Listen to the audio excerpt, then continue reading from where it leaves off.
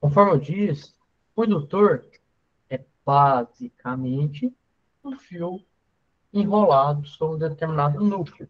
Bom, então nós temos aqui esse núcleo como um material ferromagnético ou pode ser o próprio ar.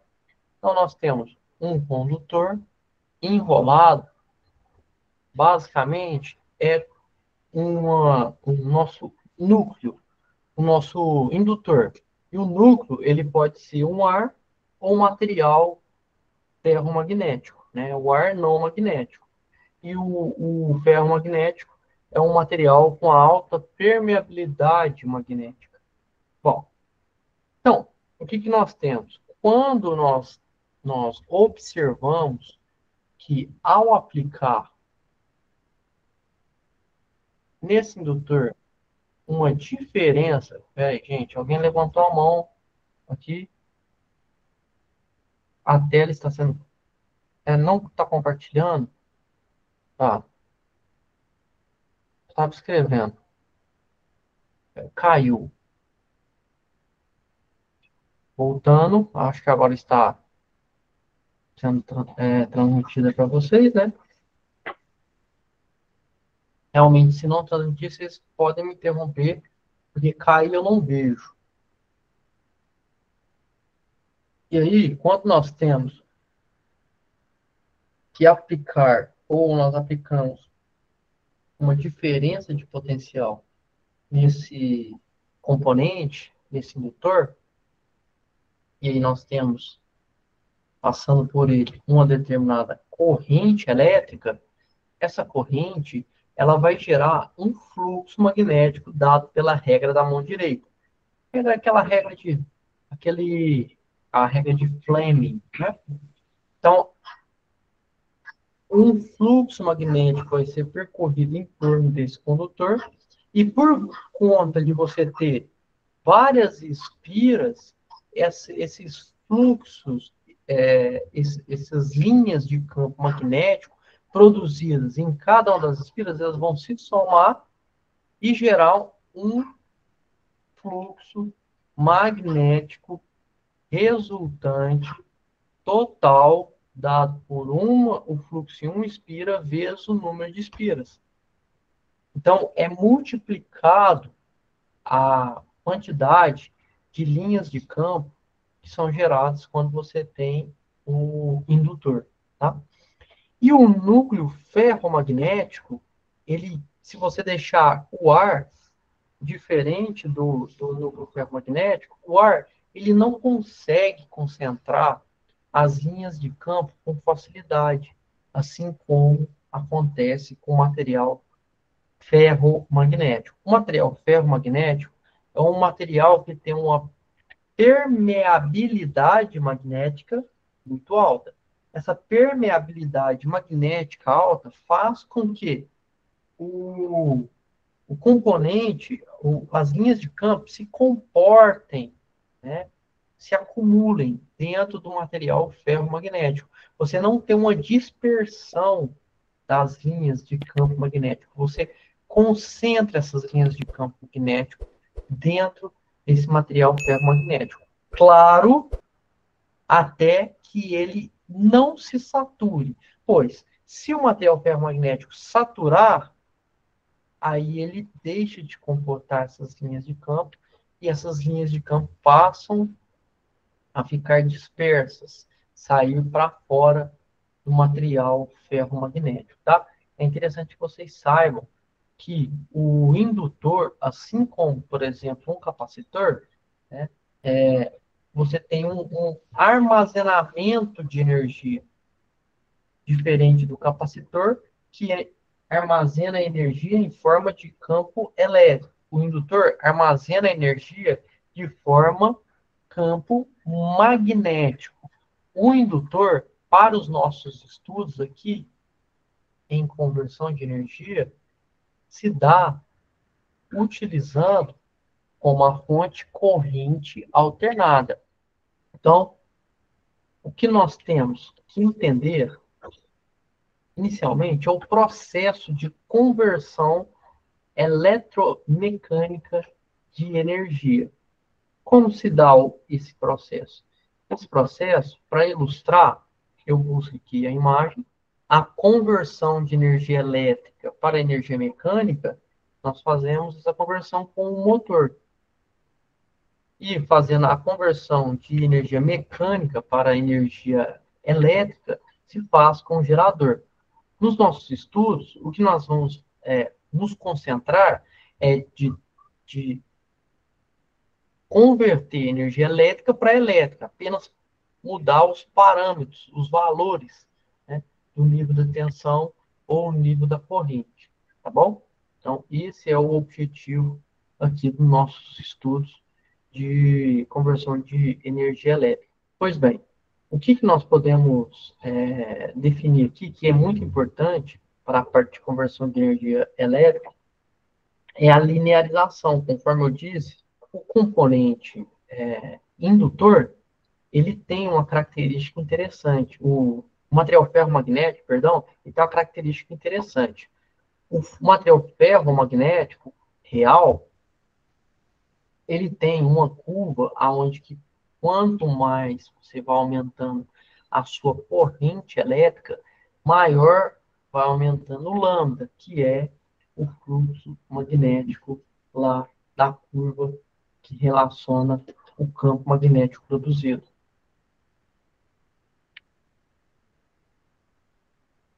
Só que isso não aumenta de forma linear, pois você tem uma determinada silhueta, uma curva, conforme vocês podem observar. E essa curva começa a ficar mais acentuada. Aí ela começa a chegar num certo ponto que quanto mais você vai aumentando aqui a, a corrente elétrica, mais você vai aumentando o fluxo. Porém, até um determinado ponto. Acima desse determinado ponto, que mais ou menos aqui, né? Você vai observar que, mais ou menos aqui, você vai observar que o valor desse fluxo magnético, ele permanece constante, ele aumenta muito pouco, até chegar num certo ponto que ele definitivamente satura, porque praticamente saturou. Né? O que isso quer dizer? Quer dizer que não basta aumentar apenas a corrente, você vai aumentar a corrente e o fluxo vai permanecendo constante, e vai sendo sempre o mesmo. E aí, você tem algumas características interessantes, né? Em corrente contínua, se você chegar nesse ponto e aí depois você decidir voltar à corrente, ele vai retornar por cima aqui, ó. Ele não vai voltar pelo mesmo que ó, ele veio por aqui, que estava desmagnetizado. Ele veio por aqui, chegou aqui, aí ele retorna por cima, ó. E aí ele vai assumir essa trajetória. Se você ir diminuindo a corrente, em corrente contínua, aí ela vai ficar negativa, ela vai chegar até aqui, saturando no sentido contrário. E aí, se você ir aumentando novamente a corrente, no sentido positivo, a corrente, ele vai vindo por esse caminho, certo? Então, ele vai assumir esses caminhos externos aqui. Ele não vai vir pelo centro por onde ele iniciou. Para ele retornar, sair do ponto zero, você tem que desmagnetizar esse material ferromagnético, tá? Ele vai estar magnetizado, você vai ter que acabar desmagnetizando ele. Muito bem. Aonde que eu quero chegar com isso? Eu quero chegar que para você linearizar esse seu componente, por isso que muitos dos exercícios, eles têm gap de ar. O circuito magnético contém gap de ar justamente para você gerar uma resultante, uma linearização do seu componente.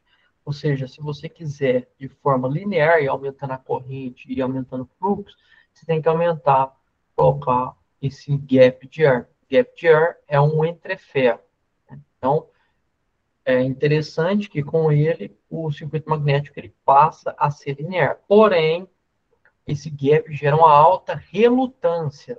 Eu digo relutância, que você vai ver nas próximas práticas, que o circuito magnético ele se comporta muito semelhante com o circuito elétrico, sendo que O indutor, aqui é onde que você tem alimentação, onde que vai percorrer a corrente elétrica, o número de espiras vezes a corrente elétrica, você vai ter a força magnetomotriz, que ela vai funcionar como se fosse a fonte de tensão. E o outro caminho aqui superior, ele vai ser essa relutância da parte de cima, ferromagnética, e a parte de baixo, podemos considerar como uma outra relutância. E aqui no centro, um gap de ar, que é uma terceira relutância, onde que a relutância do gap de ar, se você fizer esse cálculo, tem até os exercícios das ACQAs, que muitos de vocês estão enfrentando isso, vai notar que a relutância do gap de ar ele vai ser muito, muito maior do que em comparação à relutância do material ferromagnético. Ele é muito maior.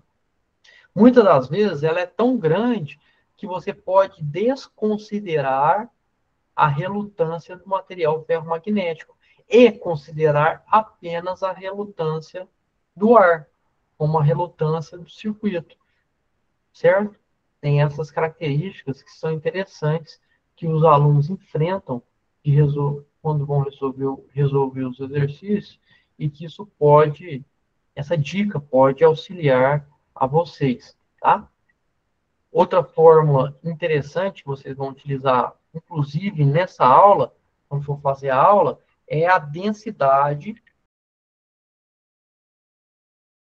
Essa densidade de fluxo magnético, ela pode ser calculada, geralmente, ela é representada pela letra B, e ela pode ser calculada pelo fluxo magnético dividido pela área de seção transversal, sendo esse fluxo, ele é medido em Weber, e a área em metros quadrados, tá? A área é área. Então, o que eu quero dizer? Quero dizer que a medida de densidade de fluxo magnético é Weber por metro quadrado. Isso, 1 Weber por 1 metro quadrado, ou 1 Weber por metro quadrado, é também chamado de Tesla, tá? Então, essa é uma característica interessante que você vai se deparar com os circuitos magnéticos. Outra coisa que é muito importante que vocês saibam é 1 Weber por metro quadrado, que é a medida da densidade de fluxo, é Então B é a densidade magnética. B é a densidade magnética. Não. Magnética, É B. tranquilo. E a densidade magnética é como se ela fosse dada em Tesla. Isso. Ela pode ser dada às unidades da densidade magnética, que é o B, ela pode ser dada às unidades em Weber por metro quadrado, ou Tesla. 1 Weber por metro quadrado equivale a 1 Tesla. Tá bom? Entendi. Entendeu? Entendi, tranquilo. Tranquilo, então. Então, vamos lá. O que nós temos? A permeabilidade no vácuo. Então, você temos a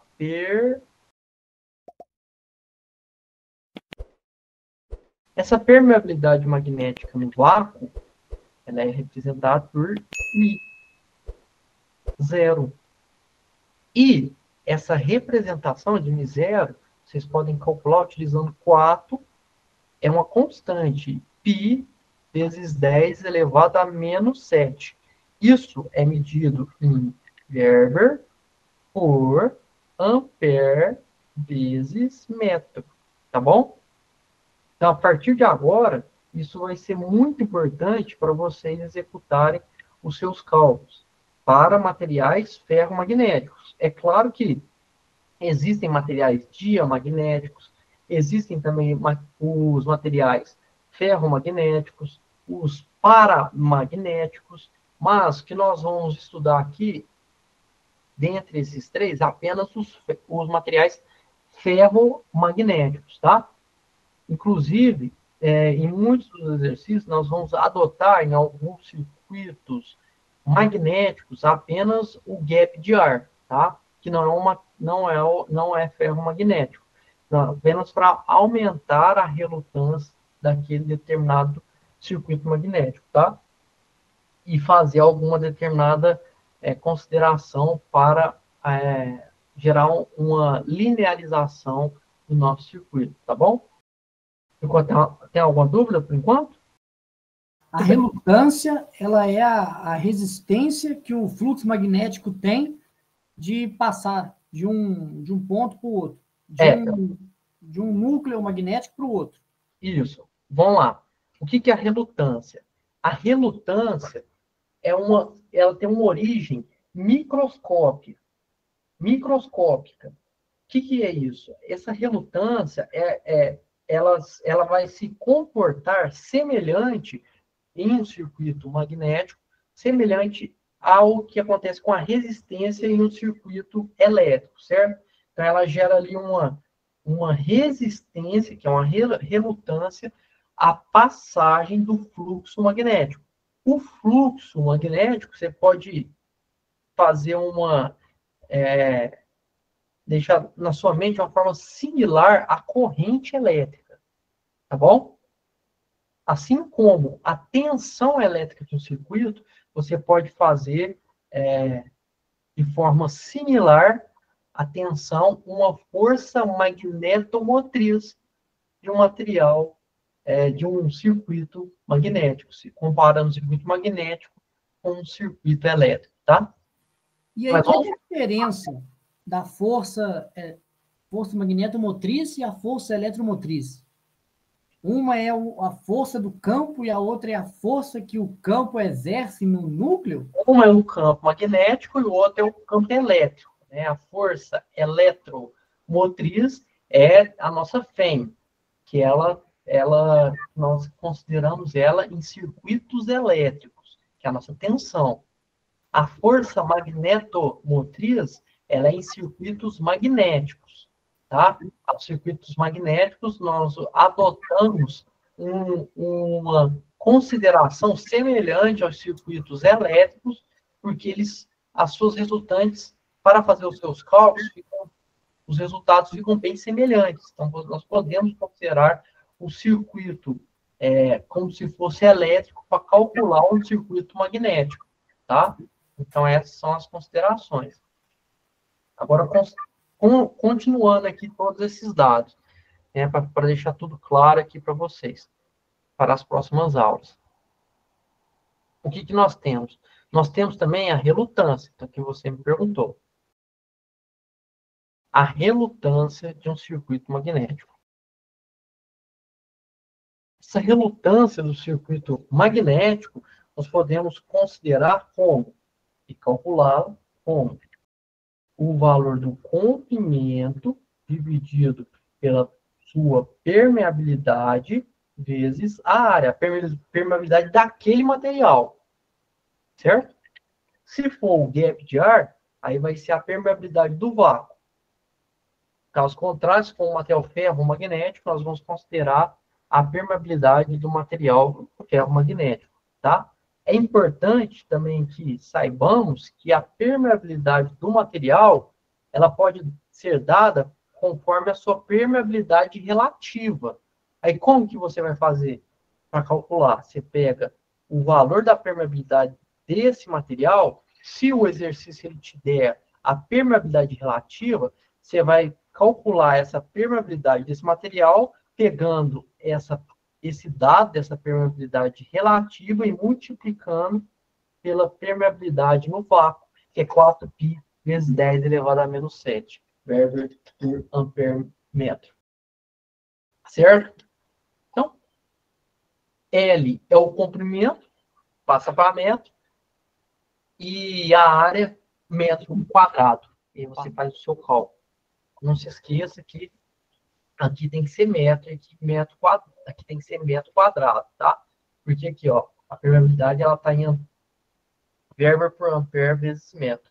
Então, Tem que colocar todas as unidades corretamente para o cálculo ficar correto. Dado que nós temos é a força magnetomotriz, conforme eu tinha adiantado com a pergunta do nosso amigo. Força magnetomotriz é a FMM. Muito bem. A força magnetomotriz, conforme ele perguntou, ela é similar à FEM. A FEM é a força eletromotriz. Ela que conduz aquela corrente elétrica e um circuito elétrico, tá bom? A força magnetomotriz, também chamada em alguns autores como força magnetizante, ela conduz também, só que o fluxo magnético através de um circuito magnético. Então, nós temos esses termos. A força magnetomotriz, ela está sempre com esse termo de força de, como se diz, uma pressão para empurrar o fluxo magnético em torno do seu circuito magnético. Tá? E, por analogia à força eletromotriz, o circuito elétrico, magnetomotriz, ele em um loop fechado, né, ele pode ser definido também como a integral fechada desse loop, desse circuito, intensidade de campo, PL. Então, você pode calcular dessa forma a sua força eletromotriz ou a força magnetizante para você definir qual que é a sua, entre aspas, tensão do seu circuito, né? Só que aí entre aspas, uma tensão do seu circuito magnético, a força magnetomotriz. E você tem que saber também que existe uma outra forma, que vocês vão usar muito nos seus exercícios ao longo do seu curso, que é essa mesma força. Você vai pegar essa força, você vai calcular pegando o número de espiras, aquele indutor, e multiplicando pela corrente que está passando por ele. Interessante, né?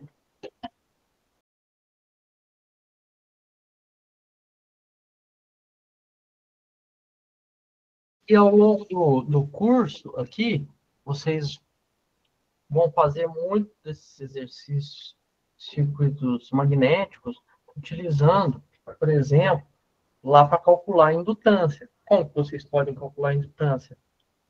Pega o fluxo concatenado, lambda. Então, você tem ali, por exemplo,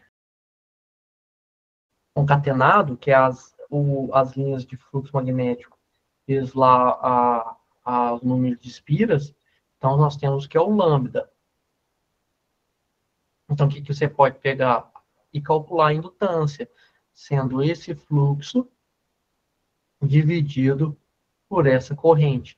Então, pega fluxo, vocês vão fazer nessa aula, e divide pela corrente, você pode calcular o valor da indutância do seu indutor.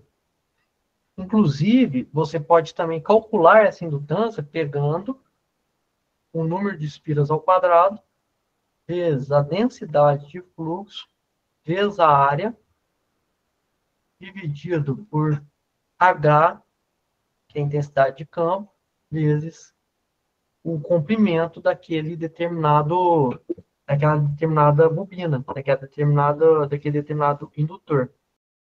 E também, para o conhecimento de vocês, vocês podem, por meio daquela fórmula básica da curva BH, calcular a densidade de fluxo, pegando a permeabilidade vezes a intensidade de campo.